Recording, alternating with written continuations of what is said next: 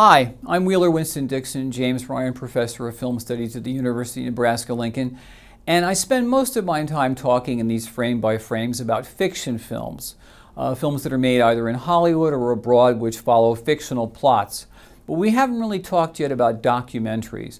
So today I want to talk about some of the most important documentary filmmakers in film history, people who really created the medium. What is a documentary film?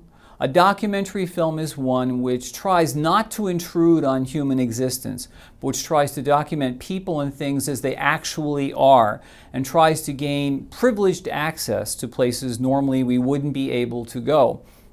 There is much debate, of course, about how much you're intruding when you're making a documentary film, because you're choosing what to film and what not to film, and what to leave in and what to cut out.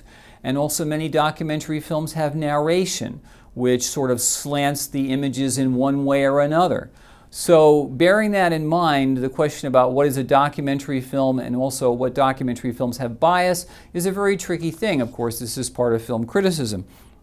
But here are just a few.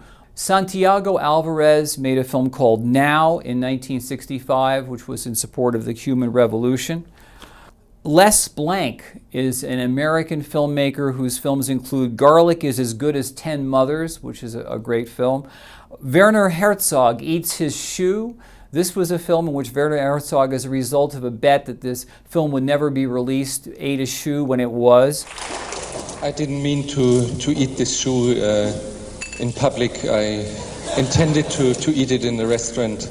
Stan Brakhage, an American filmmaker, made a series of films about the police in Denver, and also an autopsy room, and also a hospital, places that are sort of forbidden zones where the public is not supposed to go.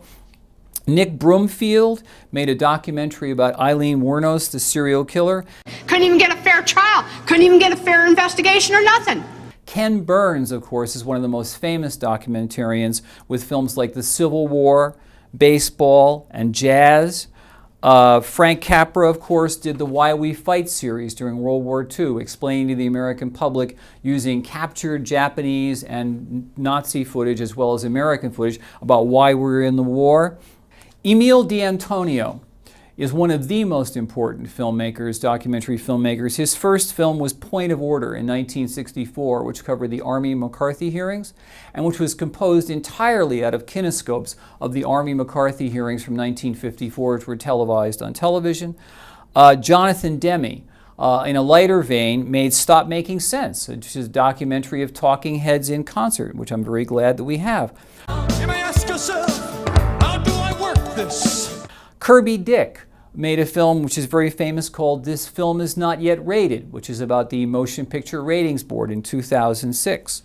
Robert Drew is one of the pioneers of sync sound documentary filmmaking, which amazingly only began in 1960 when you had a handheld lightweight 16mm camera, with a film called Primary in 1960. Robert Flaherty, going back to the beginning of the documentary tradition, most famously made Nanook of the North in 1922, which is about Nanook, who is an Eskimo's daily fight for survival. He later made Moana, which is set in the South Seas in 1926, and the Louisiana Story, which was actually sponsored by the Esso Oil Company, but which was a documentary which was totally hands-off about the Louisiana swamps. Werner Herzog has made a series of documentaries recently, like Cave of Dreams in 3D, which is a beautiful film, and before that Grizzly Man in 2005, about a young man who lived with bears in the north until unfortunately it did not come to a good end. I will die for these animals, I will die for these animals, I will die for these animals. Humphrey Jennings, another British documentarian, fires were started in a silent village.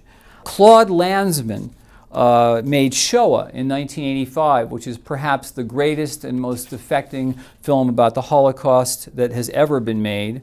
Chris Marker directed a number of films like Sans Soleil in 1983.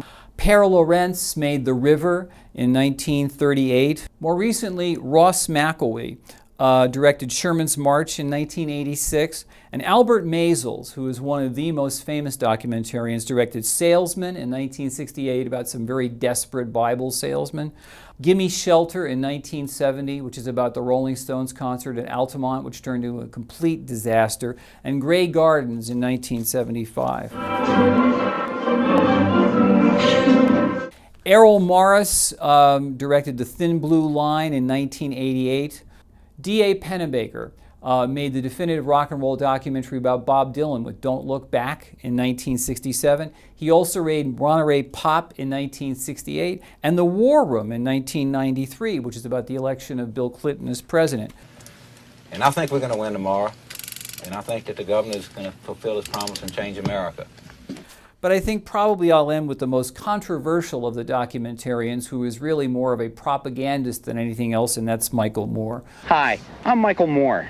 Roger and Me in 1989, Fahrenheit 9/11 in 2004, and Bowling for Columbine in 2002.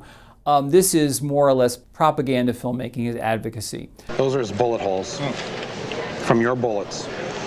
That's where the Kmart bullets went in. Frederick Weissman emerges, I think, however, as the most important documentary filmmaker of the late 20th century. He's still working in the 21st. His earliest film was Titicut Follies, which was about a mental asylum in Massachusetts in 1967. It went all the way to the Supreme Court, which banned it for being screened in the state of Massachusetts because it depicts the conditions there so unflinchingly. Since then, he made films like High School, Model, Store, Racetrack, Canal Zone, Welfare, and all of Weissman's films are very famous for his ability to shoot hundreds of hours of footage and then edit it down with no narration to basically make films that are sometimes 2 and 3 hours long that really give you an experiential sense of being involved in the film. That's what the best documentary films do. They bring it up close. They put you in the picture. They tell you the truth. They try to get out of the way as much as possible. Documentary films give you a window into the world which is non-fictionalized and at its best non-mediated, which is what documentary films are supposed to do, bring you the world as it really is.